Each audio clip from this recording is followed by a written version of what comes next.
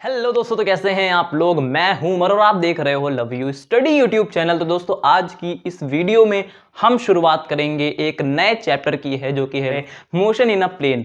तो इस चैप्टर में हम इस बारे में बात करेंगे कि कोई ऑब्जेक्ट अगर स्ट्रेट लाइन में नहीं चल रहा है, वो ऐसे ऐसे चल रहा है, तो उसके बारे में हम बात करेंगे। इससे पहले हमने पढ़ा था motion in a straight line, जिसमें कि हमने देखा था कि जो ऑब्जेक्ट है वो हमेशा एक स्ट्रेट लाइन में चलता जा रहा था। या तो एक्स एक्सिस में वो चलता जा रहा था या तो फ्री फॉल में वो सीधी एक लाइन में चल रहा था। अगर इस ऑब्जेक्ट को हमने फ्री फॉल कराया ग्रेविटी के अंडर, तो ये एक स्ट्रेट लाइन मोशन ट्रेवल करेगा। लेकिन वहीं अगर हमने इसको ऐसे करके फेंक दिया तो इसने एक पैराबोलिक पाथ कवर किया, यानी ये कुछ एक्स एक्सिस में भी चला और कुछ वाई एक्सिस में भी चला। ये कुछ एक्स एक्सिस में भी चला, कुछ वाई एक्सिस में भी चला। इसी को हम कहते हैं मोशन इन अ प्लेन, जिसमें ऑब्जेक्ट कुछ एक्स एक्सिस में चलता है, कुछ वाई एक्सिस में चलता है। तो सबसे पहले देख लेते हैं मोशन प्लेन में कैसे होता है, यानी कि कोई ऑब्जेक्ट स्ट्रेट लाइन में ही क्यों नहीं चलता जाता, वो स्ट्रेट लाइन से क्यों अलग हट जाता है। ये इसलिए होता है क्योंकि जब कभी वेलोसिटी और एक्सेलरेशन में के बीच का जो एंगल होता है वो या तो 0 या तो 180 डिग्री नहीं होता, या तो 0 या तो 180 डिग्री नहीं होता, तो मोशन इन अ प्लेन चालू हो जाता है, यानी कि काइनेमेटिक्स 2D वहां से चालू हो जाता है। यानी कि हमने पहले देखा था मोशन अंडर ग्रेविटी में, जब हम ऑब्जेक्ट को ऊपर फेंकते थे तो उसकी वेलोसिटी ऐसे होती थी और उसका एक्सेलरेशन नीचे की तरफ लगता था। इन दोनों के बीच का एंगल 180 डिग्री होता था। और जब हम ऑब्जेक्ट को ऊपर से नीचे आता था ऑब्जेक्ट, तो उसकी वेलोसिटी नीचे होती थी और जो एक्सेलरेशन होता था वो भी नीचे होता था, यानी कि इन दोनों के बीच का एंगल 0 डिग्री हो जाता था। यानी कि 180 डिग्री और 0 डिग्री जब भी एंगल होगा वेलोसिटी और एक्सेलरेशन के बीच, तो वो motion in a straight line होगा, वो काइनेमेटिक्स 1D होगा।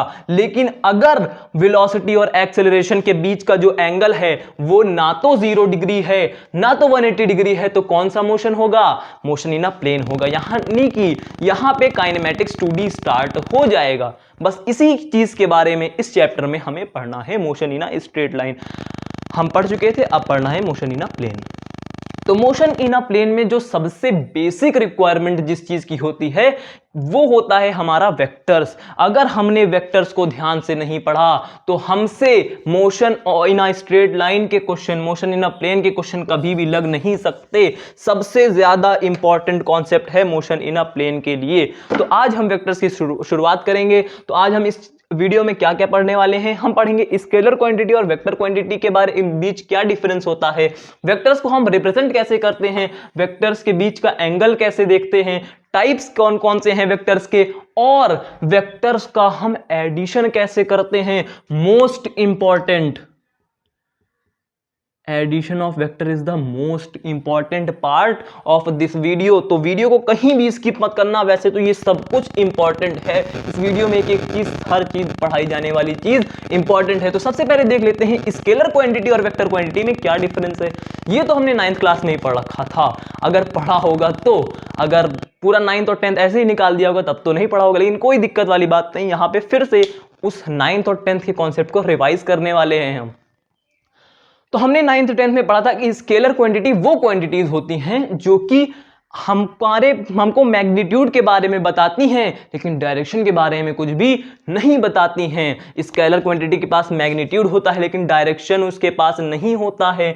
वहीं वेक्टर क्वांटिटी के पास दोनों चीज होती है, उसके पास मैग्नीट्यूड भी होता है और डायरेक्शन भी होता है। तो स्केलर एंड वेक्टर, तो स्केलर क्वांटिटी मैग्नीट्यूड होता है, डायरेक्शन स्केलर क्वांटिटी में नहीं होता। वेक्टर क्वांटिटी में क्या मैग्नीट्यूड होता है? हाँ, मैग्नीट्यूड वेक्टर क्वांटिटी में होता है, डायरेक्शन होता है। इसमें दोनों चीज होती है, स्केलर क्वांटिटी में कभी भी डायरेक्शन नहीं होता। चलिए इस चीज को एग्जांपल से समझते हैं ताकि ये चीज हमें थोड़ी और अच्छी से समझ में आ सके, क्योंकि हमने 9th 10th तो बर्बाद कर दी, हमने उसमें कुछ पढ़ाई नहीं की है। तो चलिए देखते हैं। अगर यहां पे एक कंटेनर है जिसमें कि 10 kg राइस है। क्या है? 10 kg राइस, 10 किलो चावल एक कंटेनर में रखा हुआ है। हमने एक कप में 1 kg राइस रखा और इसमें डाल दिया तो ये कितना हो जाएगा, 11 kg हो जाएगा। चाहे हम इसको राइट साइड से डालें या हम लेफ्ट साइड से यही काम कर दें, लेकिन वो जब हम प्लस करने के पास आएंगे तो वो कितना केजी हो जाएगा, वो दोनों में 11 kg आएगा। चाहे हम 10 kg राइस में इधर से 1 kg पुट करें या हम इधर kg से 1 kg पुट करें, वो जो आंसर आएगा उसमें हम डायरेक्शन को देखेंगे ही नहीं और डायरेक्टली प्लस कर देंगे। तो अब मेजर डिफरेंस इन दोनों का जो हमने 9th 10th में नहीं पढ़ा था, जो अब हम 11th में आकर पढ़ रहे हैं, वो क्या है उसको देख लेते हैं। ये होता है कि हम स्केलर क्वांटिटीज को डायरेक्टली ऐड करते हैं। ये किसी भी वेक्टर लॉज ऑफ एडिशन को फॉलो नहीं करती हैं। अब वेक्टर लॉज ऑफ एडिशन क्या होते हैं वो इसी वीडियो में हम थोड़ी देर बाद पढ़ेंगे। तो सबसे बड़ा डिफरेंस क्या होता है, डू नॉट फॉलो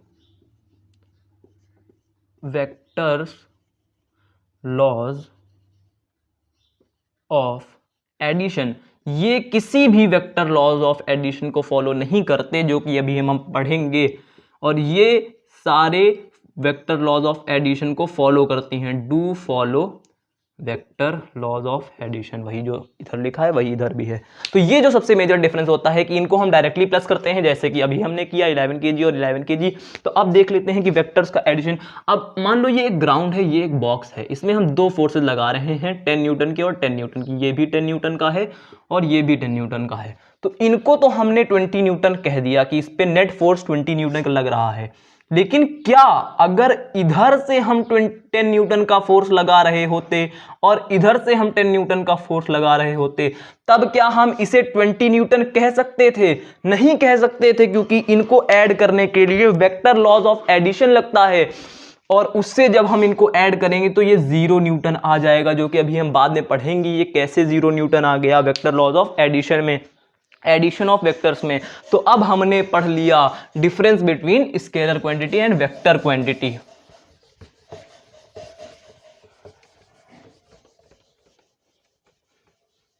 हमारा स्केलर क्वांटिटी और वेक्टर क्वांटिटी का बीच का डिफरेंस कंप्लीट हो चुका है।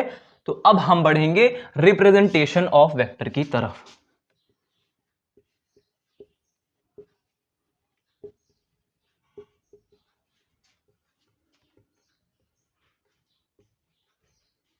हम वेक्टर्स को कैसे रिप्रेजेंट करते हैं? तो वेक्टर को रिप्रेजेंट करने के लिए एक एरो का यूज होता है। हम वेक्टर को एक एरो से रिप्रेजेंट करते हैं।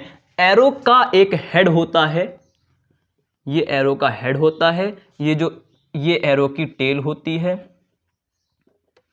और इस टेल को हम इनिशियल पॉइंट भी कहते हैं।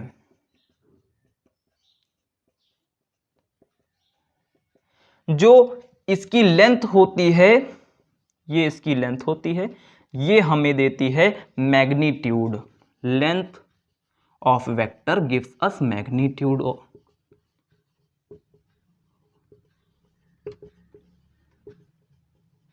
Length of vector gives magnitude, यानी कि जितनी ज्यादा एक वेक्टर की लेंथ होगी उतना ज्यादा उसका मैग्नीट्यूड होगा। और जो इसका हेड है वो हमें डायरेक्शन देता है। Head gives direction of vector, head gives direction of vectors.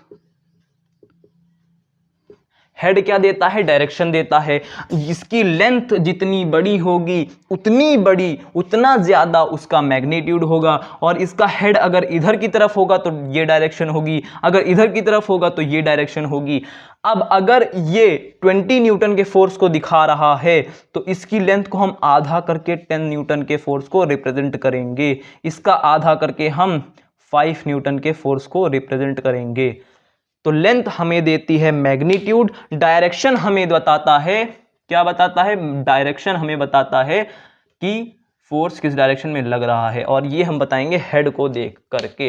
Head हमने इधर लगाया तो यानी इस डायरेक्शन में है, हेड हमने उधर लगाया तो यानी उस डायरेक्शन में।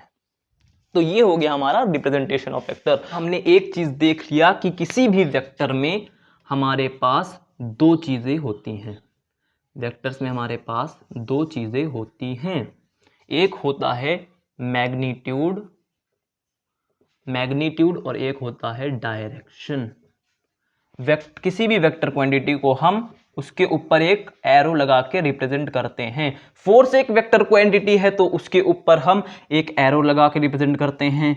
डिस्प्लेसमेंट एक वेक्टर क्वांटिटी है तो उसको हम एक एरो लगाकर रिप्रेजेंट करते हैं। अब किसी भी वेक्टर क्वांटिटी में एक उसका मैग्नीट्यूड होता है, यानी कि एफ वेक्टर का एक मैग्नीट्यूड होगा तो उसको हम रिप्रेजेंट करते हैं।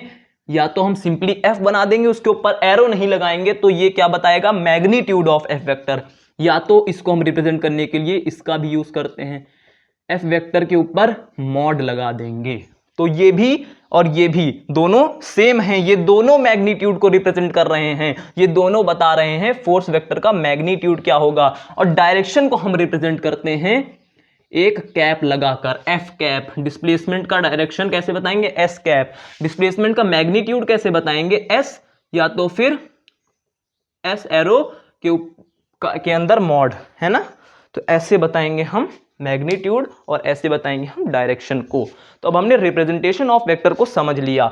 वेक्टर के अंदर दो चीजें होती हैं, एफ वेक्टर के अंदर दो चीजें होंगी, एक तो होगा उसका मैग्नीट्यूड और एक होगा उसका डायरेक्शन। यानी कि f vector is equals to magnitude of f vector multiplied by direction of f vector. इसको हम कहते हैं एफ कैप, इसको हम कहेंगे एस कैप। तो अब हमने समझ लिया रिप्रेजेंटेशन ऑफ वेक्टर्स को। रिप्रेजेंटेशन ऑफ वेक्टर को हमने अच्छी तरीके से समझ लिया है। अब हम बढ़ेंगे अपनी दूसरे टॉपिक की तरफ। अब हम बढ़ेंगे अपने दूसरे टॉपिक की तरफ जो कि है एंगल बिटवीन वेक्टर्स। अब हम इसको हमारा ये टॉपिक हमारा कंप्लीट हो गया। अब इस टॉपिक की तरफ हम बढ़ेंगे जो कि है एंगल बिटवीन वेक्टर्स।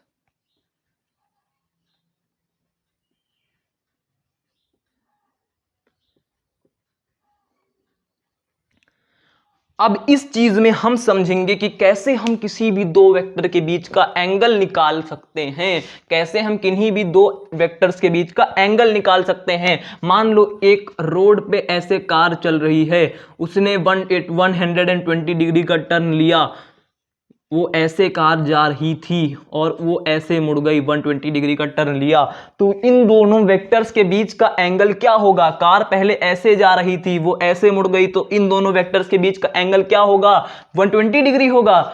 नहीं, इन दोनों के बीच का एंगल 120 डिग्री नहीं होगा, क्योंकि वेक्टर का एंगल अगर हमें देखना है तो उसका एक स्टेप बाय स्टेप हमको कुछ स्टेप्स फॉलो करने पड़ेंगे। सबसे पहले हम इनको वेक्टर को बाहर ले लेते हैं, ये दो वेक्टर्स हैं, इन दोनों के बीच का हमें एंगल निकालना है। तो हम क्या करेंगे, सबसे पहले इन दोनों की टेल को आपस में मिला देंगे, इस वेक्टर को उठा करके यहां रख देंगे, इस वेक्टर को उठा करके यहां रख देंगे, तो ये हमारा एंगल आ जाएगा थीटा। यही इन दोनों वेक्टर्स के बीच का एंगल होगा, यानी कि इसको हम यहां ला देंगे, ये वाले वेक्टर को यहां ला देंगे ताकि इन दोनों की टेल मैच कर जाए और ये एंगल इन दोनों के बीच का एंगल हो जाएगा। यानी कि इस वेक्टर और इस वेक्टर के बीच का एंगल 120 डिग्री नहीं होगा, 60 डिग्री होगा। अब अगर हम देखें तो इन दोनों वेक्टर्स के बीच का एंगल क्या होगा, ये वाला होगा। कौन वाला, ये वाला होगा। अब कुछ एग्जांपल्स देख लेते हैं एंगल बिटवीन वेक्टर्स के ऊपर।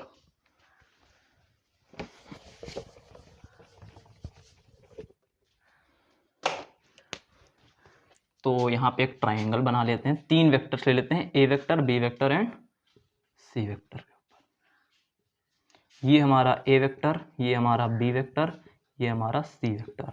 तो अब ए वेक्टर और बी वेक्टर के बीच का एंगल क्या होगा, इन दोनों की टेल को आपस में मिला लेते हैं, इस वेक्टर को आगे बढ़ा के यहाँ पे रख देते हैं, ये हमने इस वेक्टर को आगे बढ़ा के यहाँ पे रख दिया, तो ये आ जाएगा एंगल ए और बी वेक्टर के बीच में जो एंगल आ जाएगा। अब बी वेक्टर और सी वेक्टर के बीच का एंगल, इस वेक्टर को आगे बढ़ा लेते हैं, तो आगे बढ़ाया तो इन दोनों के बीच का एंगल ये हो गया, बी वेक्टर और सी वेक्टर के बीच का एंगल ये हो गया, इन दोनों की टेल को आपस में मैच कर दिया तो ये एंगल हमें मिल गया। अब ए वेक्टर और सी वेक्टर के बीच का एंगल क्या होगा, अब यही काम इन दोनों के साथ भी करेंगे, ये सी वेक्टर को आगे बढ़ा लेंगे ताकि इन दोनों की टेल आपस में मैच कर जाए, ये हमारा सी वेक्टर बढ़ा लिया हमने, तो ये आ जाएगा हमारा इन दोनों के बीच का एंगल। तो ऐसे हम एंगल बिटवीन वेक्टर्स को पहचान सकते हैं और ये बहुत ही ज्यादा इंपॉर्टेंट है, ये टॉपिक बहुत ही ज्यादा इंपॉर्टेंट है। अगर हमने इस टॉपिक को ध्यान से नहीं पढ़ा एंगल बिटवीन वेक्टर्स को, तो ये इंपॉर्टेंट टॉपिक हमें नहीं समझ में आएगा। ये इसलिए इंपॉर्टेंट है क्योंकि ये हमको एडिशन ऑफ वेक्टर्स समझने में बहुत ही ज्यादा हेल्प करने वाला है। तो चलिए अब हम देखते हैं टाइप्स ऑफ वेक्टर्स। क्या देखेंगे अब हम? Types of vector. तो जो हमारा पहला टाइप है वो है इक्वल वेक्टर्स। इक्वल वेक्टर्स वो वेक्टर होते हैं सेम डायरेक्शन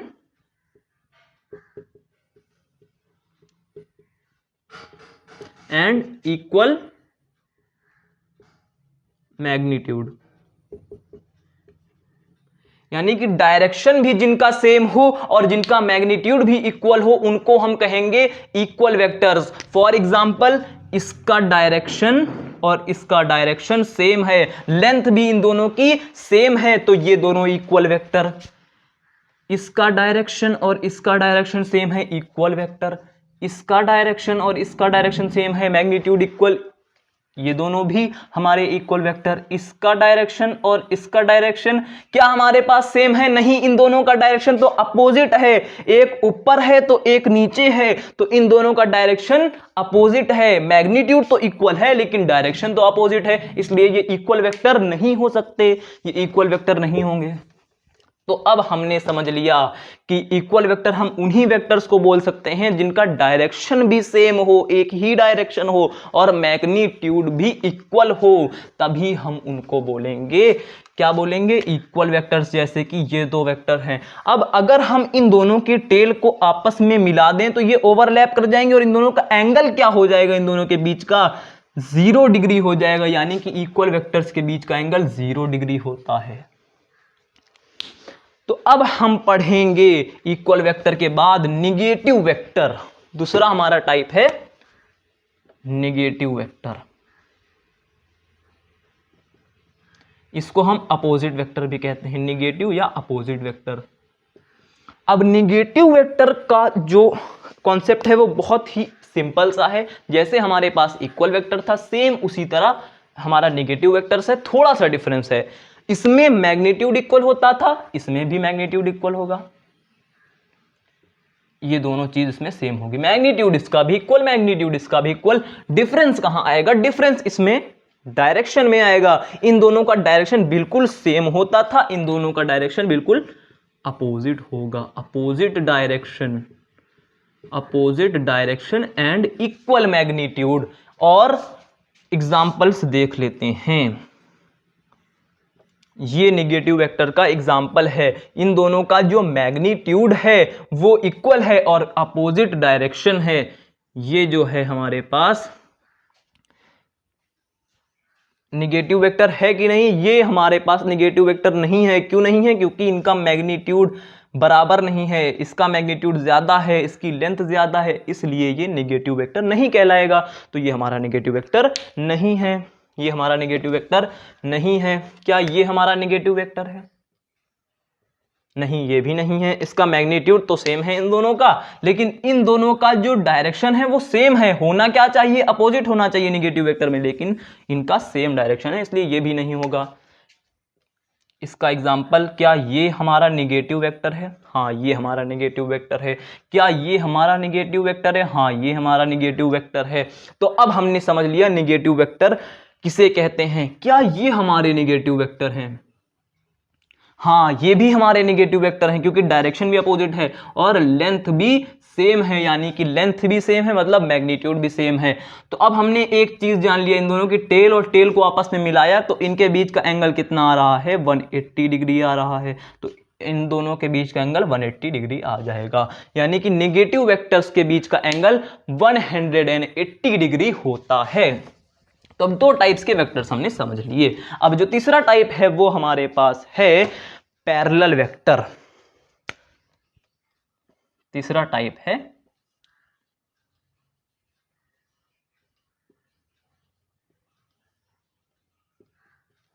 तीसरा टाइप है पैरेलल वेक्टर। पैरेलल वेक्टर भी बहुत ही ज्यादा सिंपल है, अगर थोड़ा सा समझने की कोशिश करें तो आसानी से समझ में आ सकता है। पैरेलल वेक्टर एक सिंपल सी चीज कहता है कि हमको मैग्नीट्यूड से कोई मतलब नहीं। पैरेलल वेक्टर मैग्नीट्यूड को इग्नोर करता है, बिल्कुल इग्नोर करता है। इसमें मैग्नीट्यूड वेरी कर सकता है, मैग्नीट्यूड वेरी कर सकता है, मैग्नीट्यूड में वेरी और मे नॉट वेरी, उससे कोई भी मतलब नहीं है। मैग्नीट्यूड में बी सेम और मे बी डिफरेंट, चाहे कोई बड़ा हो दूसरा छोटा हो, उससे इसको कोई मतलब नहीं। इसको मतलब है सिर्फ डायरेक्शन से। मैग्नीट्यूड कुछ भी हो कोई मतलब नहीं, बट मैग्नीट्यूड में very but direction should be same.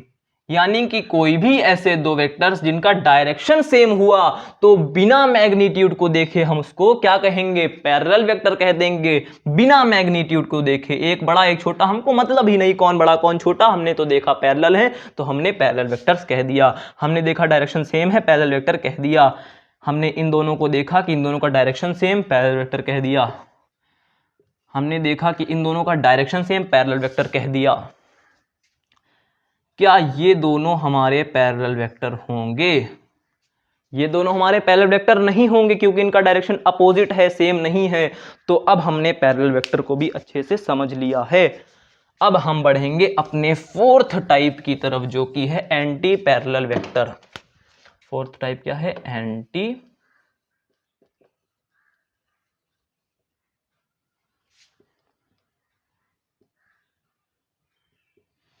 अब इसका भी जो सेम चीज है जो इसने बोला था, ये भी वही चीज बोल रहा है। ना इसको मैग्नीट्यूड से कोई मतलब, ना इसको मैग्नीट्यूड से कोई मतलब, ये भी मैग्नीट्यूड पे कोई ध्यान नहीं देता। मैग्नीट्यूड कुछ भी हो इसको कोई मतलब नहीं। एक का मैग्नीट्यूड ज्यादा हो रहा कम हो रहा, दोनों बराबर हो रहे, कुछ भी नहीं देखेंगे हम। इसमें भी हम सिर्फ डायरेक्शन में ध्यान देंगे। इन दोनों में जो डिफरेंस है वो सिर्फ इतना है कि इसमें डायरेक्शन सेम होना चाहिए था, लेकिन इसमें जो डायरेक्शन होना चाहिए था वो बिल्कुल अपोजिट होना चाहिए था।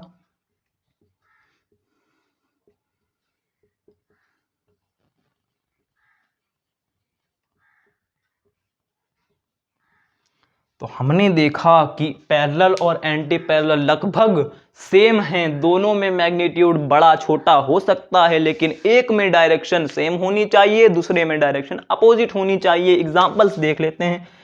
ये हमारे पास दो वेक्टर हैं, इन दोनों का मैग्नीट्यूड अलग अलग है, एक छोटा है एक बड़ा है, एक की लेंथ ज्यादा है एक की लेंथ कम है, लेकिन हमको तो उससे मतलब ही नहीं है। हमको तो बस हमने तो ये देखा कि इन दोनों का जो डायरेक्शन है वो अपोजिट है, तो हमने इन दोनों को एंटी पैरेलल वेक्टर्स को कह दिया। इन दोनों को भी एंटी पैरेलल कह दिया, इन दोनों को भी एंटी पैरेलल कह दिया। क्या हम इन दोनों को एंटी पैरेलल कह सकते हैं? नहीं कह सकते, क्योंकि इन दोनों का डायरेक्शन ही अपोजिट नहीं है। क्या हम इन दोनों को एंटी पैरेलल कह सकते हैं? नहीं कह सकते, क्योंकि इन दोनों का डायरेक्शन अपोजिट नहीं है। एक इस डायरेक्शन में जा रहा और एक इस डायरेक्शन में जा रहा, दोनों अगर पैरेलल ऐसे जाते तो इन दोनों को हम एंटी पैरेलल कह सकते थे। तो अब हमने समझ लिया कि एंटी पैरेलल किसको कहते हैं। तो अब एक चीज हम देखते हैं कि इन दोनों के बीच का एंगल क्या होता है। अगर हम इनकी और इनकी टेल मिला दें अपोजिट डायरेक्शन वालों की, तो इन दोनों के बीच का एंगल आ जाएगा 180 डिग्री। तो एंटी पैरेलल वालों के बीच का एंगल होता है 180 डिग्री। और ये दोनों पैरेलल वेक्टर्स हैं, ये दोनों पैरेलल वेक्टर्स हैं। अगर इन दोनों का टेल मिला दें तो ये ओवरलैप कर जाएंगे और एंगल कितना आ जाएगा, इन दोनों के बीच का एंगल 0 डिग्री होगा। क्या होगा? 0 डिग्री। तो जितने भी पैरेलल वेक्टर्स होंगे उन दोनों के बीच का एंगल 0 डिग्री आ जाएगा। इतनी बात हमने समझ लिया है, पैरेलल और एंटी पैरेलल भी समझ लिया है।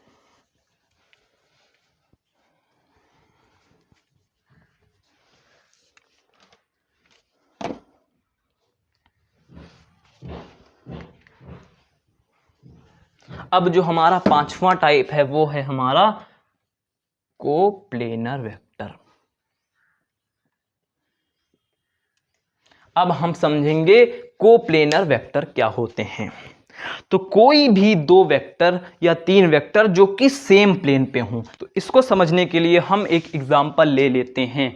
मान लीजिए ये एक डस्टर है, इसमें हमने एक फोर्स इधर लगाया, एक फोर्स इधर से लगाया, एक फोर्स हमने इधर से लगाया, एक फोर्स इस साइड से लगाया और एक फोर्स इस साइड से लगाया, तो ये दोनों फोर्सेस कोप्लेनर वेक्टर हैं। अगर हम एक फोर्स इधर से लगा दें, एक फोर्स इधर से लगा दें, बाहर से ऐसे लगा दें, तो ये कोप्लेनर वेक्टर नहीं होंगे। कोई भी ऐसे वेक्टर जो प्लेन पर लग जाएं, उन दोनों को हम, ये दोनों फोर्सेस आपस में कोप्लेनर हैं, लेकिन ये कभी भी कोप्लेनर इन दोनों के प्लेन पर नहीं होगा। ये प्लेन के बाहर आ रहा है, ये वेक्टर प्लेन के बाहर है, ये वेक्टर ऐसे बनेगा, प्लेन के बाहर बनेगा, तो इसको हम कोप्लेनर वेक्टर नहीं कहेंगे। हम प्लेन पे जितने भी वेक्टर ऐसे ऐसे बना सकते हैं, जिस तरीके भी बना सकते हैं, वो सारे दो वेक्टर कोप्लेनर होंगे, क्योंकि हम एक प्लेन पर बना रहे हैं। तो अब हमने समझ लिया कोप्लेनर वेक्टर को। Vectors on same plane, coplanar vectors कौन होते हैं? Vectors on same plane. Angle कुछ भी हो सकता है, हमसे कोई मतलब नहीं, सिर्फ प्लेन अगर सेम हुआ तो उसे हम कोप्लेनर वेक्टर कह सकते हैं। तो अब हमने समझ लिया टाइप्स ऑफ वेक्टर्स को। अब हमने समझ लिया टाइप्स ऑफ वेक्टर को। एक जो सबसे इंपॉर्टेंट चीज है वो है यूनिट वेक्टर। क्या है? Unit vector. ये सबसे ज्यादा इंपॉर्टेंट है, इन सबसे ज्यादा इंपॉर्टेंट है यूनिट वेक्टर। इसको अपने नोट्स में लिख लो। अब समझते हैं यूनिट वेक्टर क्या होता है।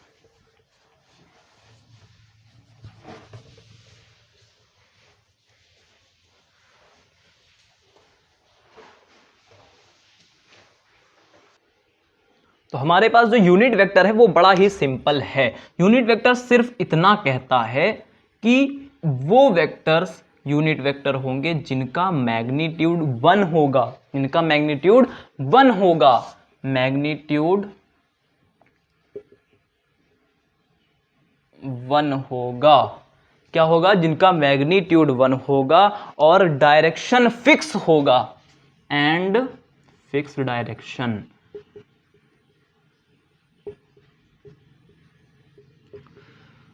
वो सारे वेक्टर्स जिनका मैग्नीट्यूड 1 होगा और फिक्स डायरेक्शन होगा, वो सारे वेक्टर्स को हम कहेंगे यूनिट वेक्टर। बहुत इनफाइनाइट हमारे पास यूनिट वेक्टर्स होते हैं, लेकिन एक रेक्टेंगुलर एक्सिस पे, यानी कि अगर एक एक्स एक्सिस ले लें 3D में, एक वाई एक्सिस ले लें और एक जेड एक्सिस ले लें, तो इनमें हमारे पास 3 यूनिट वेक्टर्स होते हैं। एक आई कैप, एक जे कैप, एक के कैप। यानी कि आई कैप, ये जे कैप, एक्स एक्सिस में आई कैप, वाई एक्सिस में जे कैप, एंड के एक्सिस में के कैप। तो ये हमारा यूनिट वेक्टर होता है। बस इतना सिंपल है हमारा यूनिट वेक्टर। तो जो आई कैप होता है वो होता है 1 यूनिट अलोंग। हमने जैसे कि देखा कि यूनिट वेक्टर 1 यूनिट होते हैं, मैग्नीट्यूड उनकी 1 यूनिट होती है, तो 1 यूनिट अलोंग एक्स एक्सिस। जे कैप क्या होते हैं? 1 यूनिट अलोंग वाई एक्सिस। के कैप क्या होता है? 1 यूनिट अलोंग जेड एक्सिस। अब x और y एक्सिस तो हम बचपन से पढ़ते आ रहे हैं, ये x एक्सिस होती है, ये y एक्सिस होती है। ये जो z एक्सिस होती है ये y बाहर की तरफ होती है। ये हमारा x एक्सिस हो गया, ये हमारा y एक्सिस हो गया और ये हमारी z एक्सिस हो गई। यानी कि कोई ऑब्जेक्ट थोड़ा x एक्सिस में गया, थोड़ा y एक्सिस में गया और थोड़ा z एक्सिस में गया। z एक्सिस 3D मोशन को रिप्रेजेंट करती है, यानी अगर x और y में जाएगा तो वो हमेशा कोप्लेनर रहेगा, जब z एक्सिस पे जाएगा तो वो बाहर आ जाएगा, जब माइनस z एक्सिस के में जाएगा तो अंदर की तरफ चला जाएगा। तो ये होता है हमारे 3 एक्सिस और ये होते हैं हमारे उन 3 एक्सिस के यूनिट वेक्टर्स। एक्स एक्सिस का जो यूनिट वेक्टर होता है वो आई कैप, जेड एक्सिस का के कैप, वाई एक्सिस का जे कैप। तो हमने ये बातें समझ लिया। तो अब यूनिट वेक्टर भी हमारा कंप्लीट हो चुका है। तो जैसा कि अभी हमने देखा, इनके कुछ पॉइंट्स लिख लेते हैं कि इनका मैग्नीट्यूड क्या होता है? मैग्नीट्यूड होता है 1। तो आई वेक्टर का मैग्नीट्यूड, जे वेक्टर का मैग्नीट्यूड एंड के वेक्टर का मैग्नीट्यूड सब इक्वल होता है, इसका मैग्नीट्यूड होता है 1। तो अभी हमने एक और चीज देखी कि इनफाइनाइट यूनिट वेक्टर होते हैं। ये आई जे के सिर्फ नहीं होते हैं, बहुत सारे होते हैं, लेकिन ये एक्सिस के लिए जाते हैं। तो आई जे कैप ये सारे हमारे एक्सिस के अंदर 3 होते हैं। तो इन सारे का मैग्नीट्यूड इक्वल होता है। लेकिन डायरेक्शन अपोजिट होती है, यानी कि डायरेक्शन कभी भी इक्वल नहीं होती है।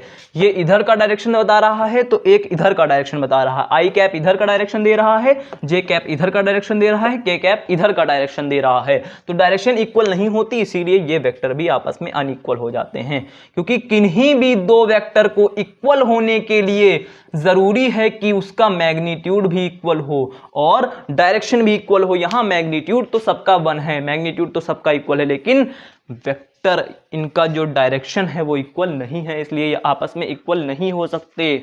ये आपस में इक्वल नहीं हो सकते। अगर कहीं भी क्वेश्चन आए कि कितने यूनिट वेक्टर होते हैं, कभी भी 3 नहीं लिखना है। इनफाइनाइट यूनिट वेक्टर होते हैं, लेकिन एक 3 एक्सिस में ये हमारे पास आई जे के कैप होते हैं। अब इनका यूज क्यों पड़ा? क्योंकि अगर हम किसी भी वेक्टर को, किसी भी ऑब्जेक्ट को अगर हम बताएंगे ये किधर की तरफ गया है, तो कितना लंबा बोलेंगे कि 3 unit along y axis. 3 unit along, अगर कोई ऑब्जेक्ट यहां से यहां गया, 3 यूनिट गया, ठीक, यहां पे 3 यूनिट गया, तो ये वाई एक्सिस में 3 यूनिट गया, तो इतना लंबा बोलने की क्या जरूरत है? तो हमने सोचा कि इसको जे कैप कह देते हैं, तो 3 जे कैप बोल देंगे इसको हम, 3 जे कैप। अगर कोई object 4 unit along x axis गया, फिर वाई एक्सिस में 3 यूनिट चला, फिर हमारा वो जेड एक्सिस में 2 यूनिट्स चला, तो उसको हम क्या बोलेंगे? 4 यूनिट इधर एक्स एक्सिस में गया, 3 यूनिट इधर गया और 2 यूनिट जेड एक्सिस में आ गया, तो इसको हम क्या बोलेंगे? 4 आई कैप प्लस 3 जे कैप प्लस 2 के कैप, ठीक। यानी कि एक्स एक्सिस में 4 यूनिट चला, 3 यूनिट अपने वाई एक्सिस में चला और 2 यूनिट अपने जेड एक्सिस में चला। तो ताकि हमें इतना लंबा ना बोलना पड़े कि 4 यूनिट अलोंग एक्स एक्सिस, इसलिए हम डायरेक्टली बोल देते हैं आई कैप। आई कैप को क्या बोलते हैं? अलोंग एक्स एक्सिस, तो उसका शॉर्ट फॉर्म समझ लें हम। तो अब हमें बात समझ में आ गई कि रेक्टेंगुलर यूनिट वेक्टर 3 होते हैं, लेकिन बाकी यूनिट वेक्टर इनफाइनाइट होते हैं, लेकिन रेक्टेंगुलर यूनिट वेक्टर हमारे पास 3 ही होते हैं। रेक्टेंगुलर यूनिट वेक्टर 3 होते हैं, आई कैप, जे कैप, के कैप। अब हमारे टाइप्स ऑफ वेक्टर कंप्लीट हो गया। अब हम बढ़ेंगे एडिशन ऑफ वेक्टर की तरफ, जो कि सबसे इंपॉर्टेंट टॉपिक है इस चैप्टर का। क्या? Addition of vector. तो चलिए देख लेते हैं एडिशन ऑफ वेक्टर, लेकिन उससे पहले एक छोटा सा टॉपिक कवर कर लेते हैं, किसी भी वेक्टर का मैग्नीट्यूड कैसे निकालते हैं।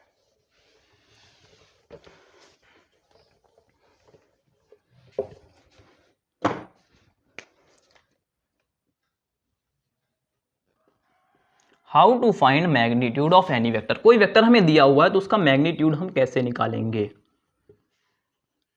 मान लेते हैं एक ऑब्जेक्ट है,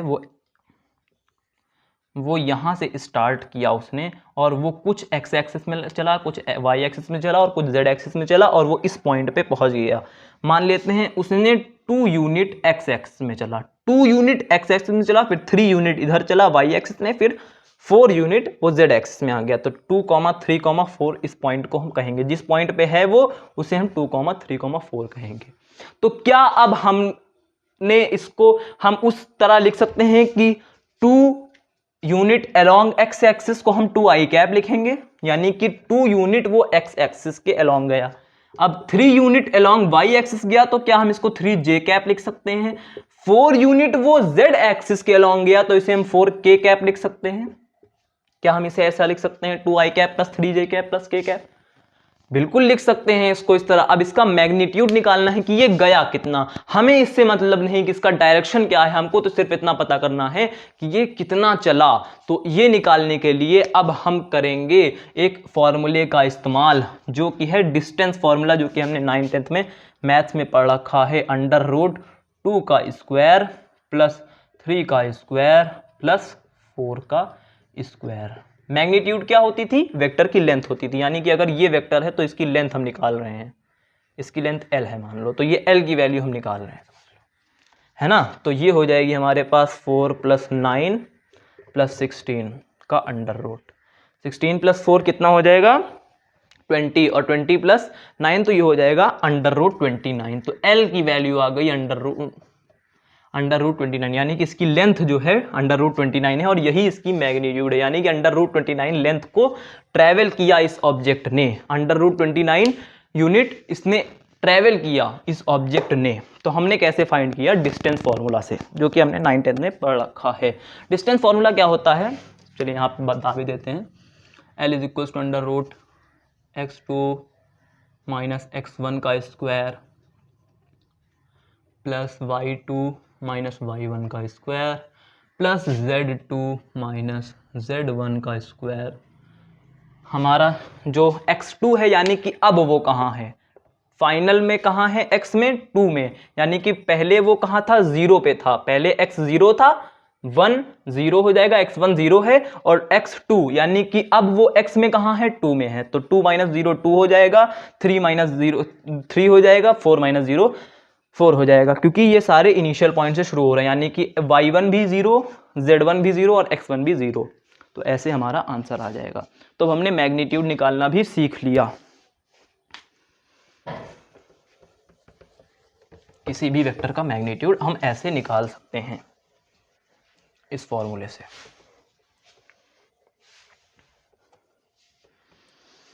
तो अब हम बढ़ते हैं एडिशन ऑफ वेक्टर की तरफ। किसकी तरफ? एडिशन ऑफ वेक्टर की तरफ।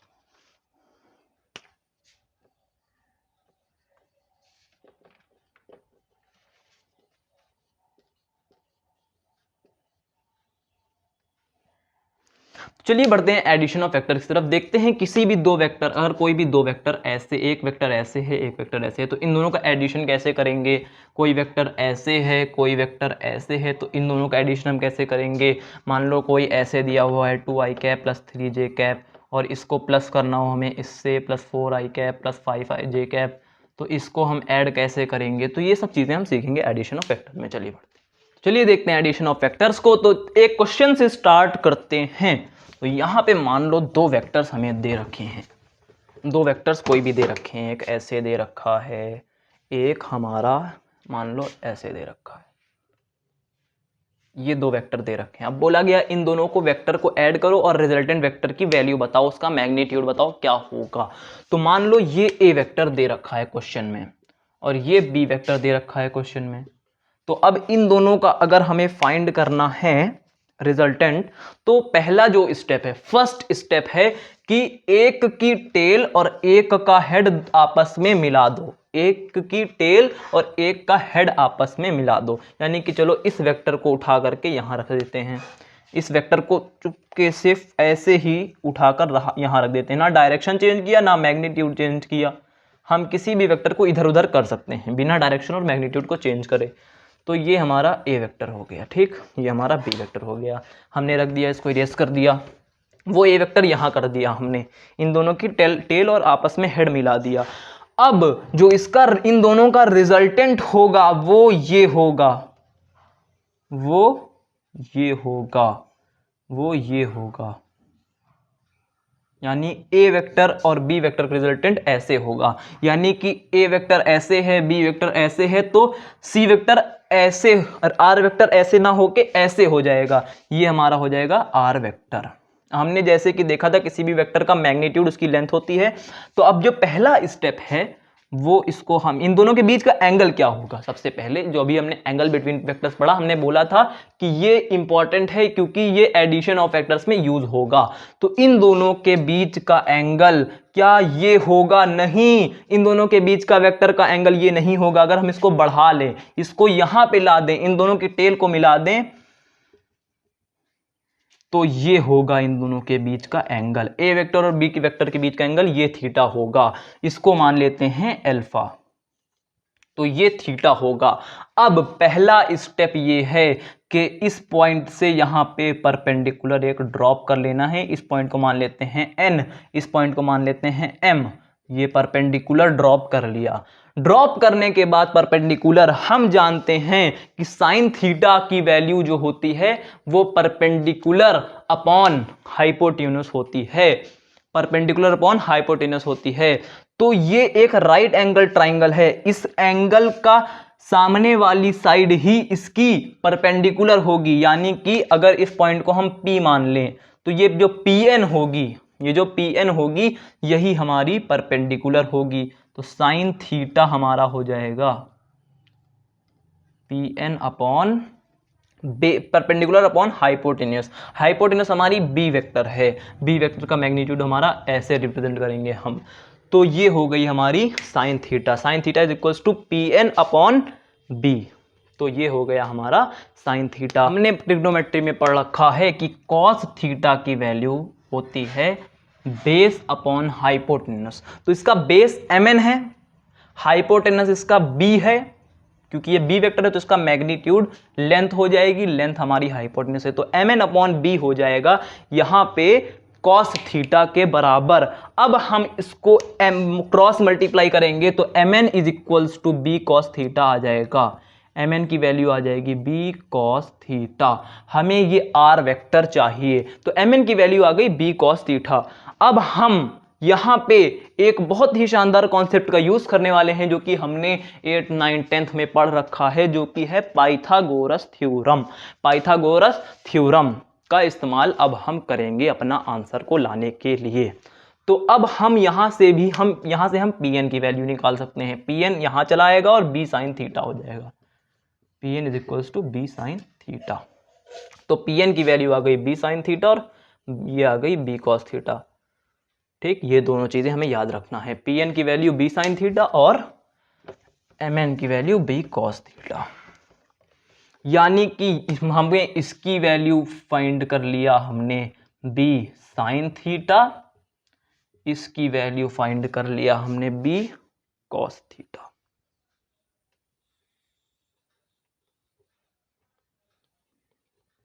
इतना हमारा b कॉस थीटा हो गया और a वेक्टर की लेंथ हमारी है a, तो ये हमारी हो गई a। तो ये पूरी कितनी आ जाएगी a plus b cos theta. ये लेंथ आ गई हमारी a plus b cos theta. अब इस पूरे को हम एक ट्राइंगल मान लेते हैं, ये हमारा 90 डिग्री का एंगल है और ये हमारा हाइपोटेनस है, ये बेस, ये परपेंडिकुलर और ये हाइपोटेनस। अपना पाइथागोरस थ्योरम पुराना कॉन्सेप्ट लगा देते हैं यहां पे, जो कि है हाइपोटेनस का स्क्वायर। हाइपोटेनस क्या है r, हाइपोटेनस का square plus is equals to perpendicular का स्क्वायर। परपेंडिकुलर क्या है b साइन थीटा का स्क्वायर। b साइन थीटा का स्क्वायर क्या होगा b square sine square theta, तो लिख लेते हैं b square sine square theta. तो ये परपेंडिकुलर स्क्वायर प्लस बेस का स्क्वायर। बेस का स्क्वायर क्या हो जाएगा a plus B cos theta का होल स्क्वायर।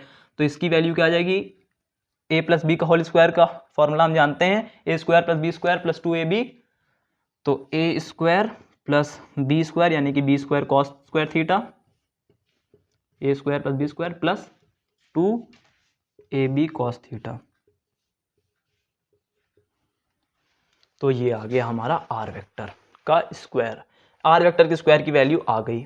तो अब हम क्या करेंगे, अब हम कॉमन लेंगे। इसमें देख लेते हैं क्या कॉमन आ रहा है। इसमें b स्क्वायर कॉमन निकल रहा है, तो r स्क्वायर की वैल्यू क्या आ गई a square plus B square को कॉमन ले लेते हैं। a स्क्वायर हम इधर ले आए, b स्क्वायर को कॉमन ले लिया, sign square theta plus cos square theta, क्योंकि इन दोनों में ही b स्क्वायर कॉमन था, कॉस स्क्वायर थीटा और साइन स्क्वायर थीटा में। इन दोनों को कॉमन निकाल लिया b स्क्वायर को इन दोनों में से। अब हम ले लेते हैं 2ab कॉस थीटा को इधर साइड। ठीक, तो अब देखो r स्क्वायर की वैल्यू हमें पता चल गई। Sine square plus cos square theta की वैल्यू हम सब जानते हैं कि 1 होती है। ट्रिग्नोमेट्री में 9th क्लास में 10th क्लास में पढ़ रखा है कि sign square theta plus cos square theta की वैल्यू 1 होती है। ये हमारी कितना आ गया, ये हमारा 1 आ गया। तो b square multiplied by 1 b square हो जाएगा। तो r इज इक्वल्स टू, इसको अंडर रूट में ले लेते हैं, r is equals to under root a square plus b square plus 2ab cos theta. ये हमारा आ गया रिजल्टेंट वेक्टर का मैग्नीट्यूड। हमने सीख लिया, क्या सीख लिया, कैसे हम निकालेंगे रिजल्टेंट वेक्टर, कैसे हम दो वेक्टर का एडिशन करेंगे। ये चीजें उम्मीद करता हूं सारी चीजें नोट कर ली होंगी। हमने कैसे निकाला, एक बार शॉर्ट रिवीजन करते हैं। हमने एक परपेंडिकुलर ड्रॉप किया। सबसे पहले हमने उन दोनों वेक्टर की हेड और टेल को मिलाया, फिर उन दोनों के बीच के एंगल को फाइंड किया, फिर हमने रिजल्टेंट को उसके ऊपर पुट किया। कैसे, जैसे एक इधर फिर एक इधर, तो एक ऐसे हो जाएगा, यानी कि उन दोनों का हेड हेड मिला रहेगा। तो उसके बाद हमने परपेंडिकुलर ड्रॉप कर लिया, उसको बढ़ा के इधर से बढ़ाया और उसके ऊपर परपेंडिकुलर ड्रॉप किया। फिर ट्रिग्नोमेट्री के बेसिक कॉन्सेप्ट्स को यूज करके sine theta is equals to perpendicular upon hypotenuse, तो परपेंडिकुलर ये हो जाएगा बी साइन थीटा और ये हो जाएगा बी कॉस थीटा, ये ए हो जाएगा इतना, तो ये पूरी हो जाएगी A plus B cos theta. Trigonometry से हमने ये निकाल लिया आर वेक्टर का मैग्नीट्यूड। ये आर वेक्टर का मैग्नीट्यूड का इंपॉर्टेंट फॉर्मूला है, इसे हमें बिल्कुल भी नहीं भूलना है, हर जगह जगह पर ये हमारे यूज होने वाला है।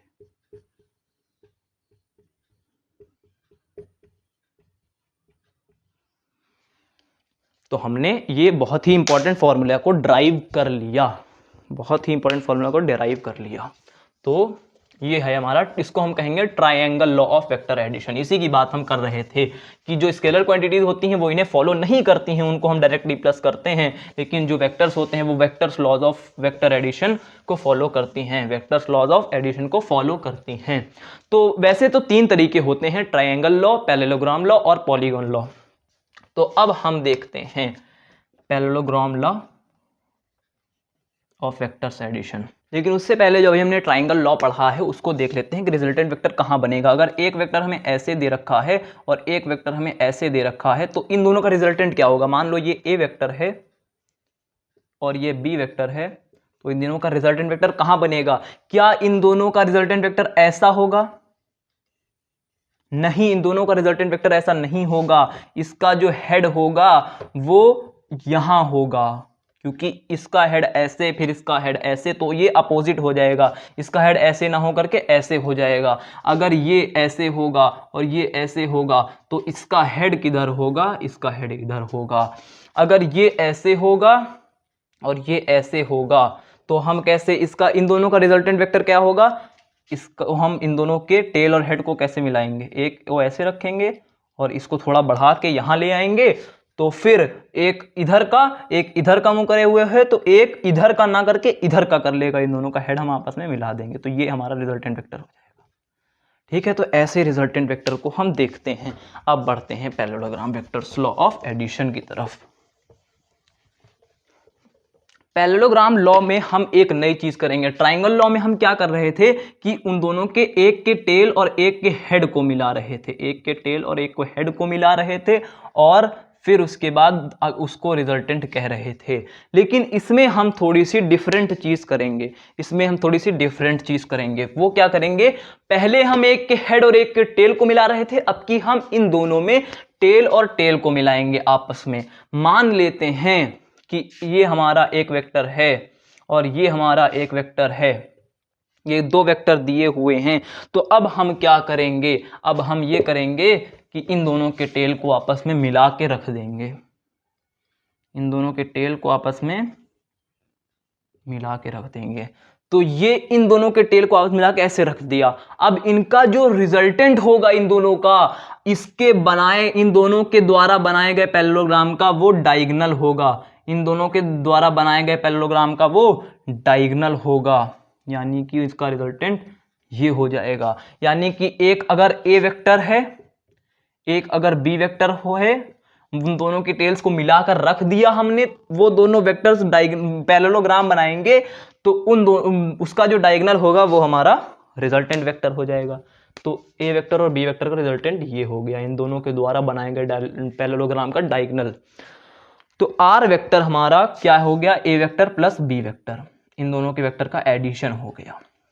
तो अब इसको हम, इसमें हम निकालेंगे कि हम आर वेक्टर के मैग्नीट्यूड का फॉर्मूला डिराइव करेंगे। तो इसमें भी हम यहाँ पे परपेंडिकुलर ड्रॉप कर लेते हैं। अब यहाँ पे टेल और टेल पहले से मिली हुई है, तो यही हमारा एंगल बिटवीन वेक्टर थीटा हो जाएगा।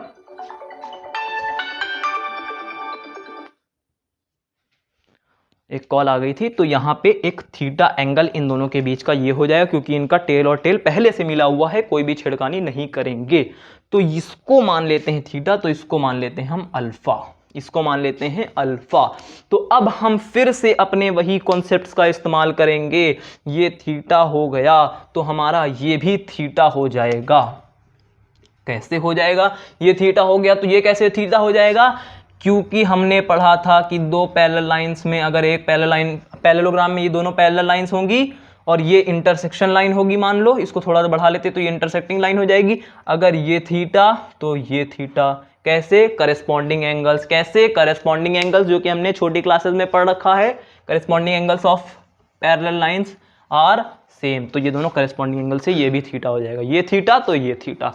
अब हम फिर से यहाँ पे हमने परपेंडिकुलर ड्रॉप किया था तो फिर से वही चीजें हम बोल सकते हैं। मान लो इसको ले लेते हैं m, इसको ले लेते हैं n, इसको ले लेते हैं p, है ना। तो अब हम देखते हैं कि फिर से हम sine theta is equals to perpendicular upon hypotenuse. तो फिर से यहाँ पे लिख लेते हैं साइन थीटा की वैल्यू कितनी आ जाएगी। परपेंडिकुलर हमारा क्या है, सामने वाली साइड थीटा के mn है, परपेंडिकुलर अपॉन हाइपोटेनस। हाइपोटेनस क्या है? हाइपोटेनस हमारा ये है, तो mn अपॉन mp, है ना। mn अपॉन mp हमारा साइन थीटा की वैल्यू हो जाएगी। तो अब हम देखते हैं कि mn की वैल्यू क्या आ जाएगी, mp साइन थीटा। mn की वैल्यू आ गई mp साइन थीटा।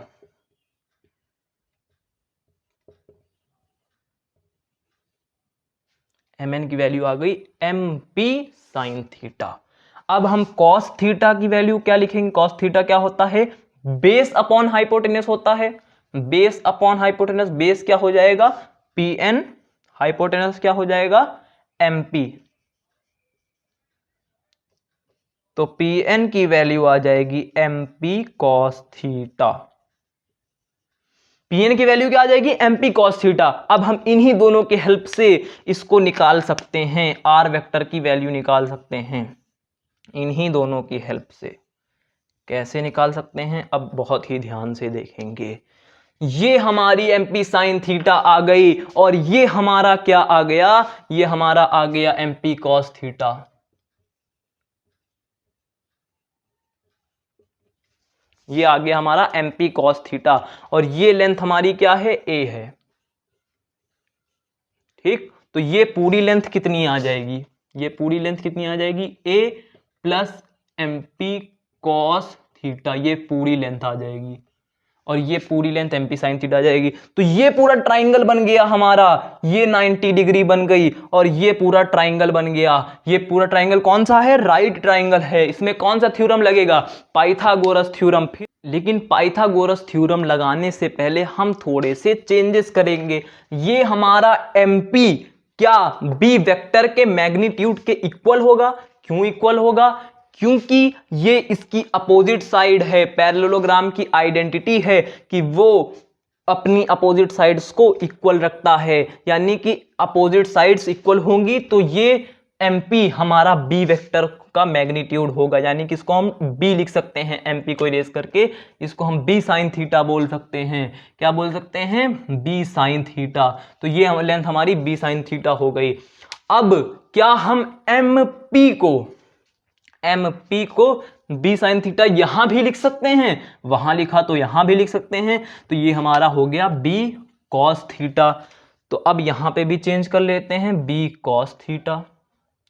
तो pn की वैल्यू आ गई b cos थीटा, mn की वैल्यू आ गई b sin थीटा। ये हो गया हमारा, यहां पे भी mp की जगह b लिख लेते हैं। तो ये लेंथ आ गई हमारी a plus b cos theta और ये लेंथ आ गई हमारी b sin थीटा। अब इसमें हम क्या लगाएंगे? Pythagoras theorem. ये हमारा हो जाएगा बेस, ये हमारा हो जाएगा परपेंडिकुलर, ये हो जाएगा हाइपोटेनस। हाइपोटेनस क्या है? हमारा r है।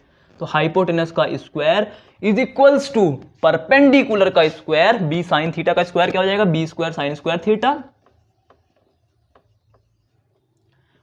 प्लस बेस का स्क्वायर। बेस का स्क्वायर यहां पे दो टर्म्स हैं तो a प्लस बी का होल स्क्वायर वाली आइडेंटिटी लगाएंगे, a square plus B square plus 2ab वाली। तो a का इसका स्क्वायर किया, अब इसका स्क्वायर करेंगे, b square cos square theta हो जाएगा। अब प्लस 2ab, यानी कि इन दोनों को मल्टीप्लाई कर देंगे। फिर से वही चीज करेंगे, यहां पे कॉमन ले लेंगे। किस चीज को कॉमन लेंगे? b स्क्वायर को। तो r की वैल्यू हम इसको अंडर रूट में कर देंगे तो b स्क्वायर कॉमन हो जाएगा। b स्क्वायर कॉमन हो जाएगा तो a स्क्वायर बचेगा प्लस b स्क्वायर बचेगा। कॉमन में क्या क्या आया? Sine square theta plus cos square theta. इसकी वैल्यू अभी हमने पता की क्या होती है, sine square theta plus cos square theta की वैल्यू 1 होती है तो B square multiplied by 1 B square ही हो जाएगा, प्लस हमारे पास 2ab cos थीटा बच गया। तो फिर से हमारे पास वही फॉर्मूला आ गया, थीटा हमारे पास इन दोनों के बीच का एंगल है। तो इसे हमें बिल्कुल अच्छे से याद कर लेना है। r is equals to under root, ये अंडर रूट में आएगा पूरा क्योंकि r के ऊपर स्क्वायर लगा था, तो स्क्वायर हटाएंगे तो under root A square plus B square plus 2ab cos theta. r की वैल्यू क्या आ जाएगी, under root A square plus B square plus 2ab cos theta. तो हमने एडिशन ऑफ वेक्टर्स में ट्राइंगल लॉ और पैरेललोग्राम लॉ ऑफ एडिशन सीख लिया है। तो आज की वीडियो का एंड हो गया। अब हमने पूरी तरीके से कैसे हम दो वेक्टर्स को ऐड करते हैं ये चीज सीख ली। तो दोस्तों उम्मीद करता हूं जितनी चीजें आज हमने सीखी वो सारी चीजें आपको समझ में आई होंगी, वो सारी चीजें आपको समझ में आई होंगी। तो मिलते हैं नेक्स्ट वीडियो में जिसमें कि हम बहुत अच्छे अच्छे क्वेश्चंस करेंगे इन चीज़ों के ऊपर, जितनी भी चीज़ें हमने सीखी उनके ऊपर क्वेश्चंस करेंगे। तो उम्मीद करता हूं ये वीडियो आपको पसंद आई होगी। तो चलिए मिलते हैं अगली वीडियो में एंड थैंक्स फॉर वॉचिंग। अगर वीडियो थोड़ी भी अच्छी लगी हो, जो चीज़ें मैंने समझाई वो समझ में आई हो, तो वीडियो को ज़रूर लाइक करना और चैनल को सब्सक्राइब करना और नोटिफिकेशन बेल को ऑन कर देना, क्योंकि अभी बहुत ही अच्छे अच्छे टॉपिक्स, बहुत ही अच्छे अच्छे कॉन्सेप्ट्स, अच्छे अच्छे क्वेश्चंस जो कि हर कंपटीशन में और बोर्ड में आपकी हेल्प करेंगे, वो सारी चीज़ें हम इसी चैनल लव यू स्टडी पर पढ़ने वाले हैं। तो तब तक के लिए ओके बाय।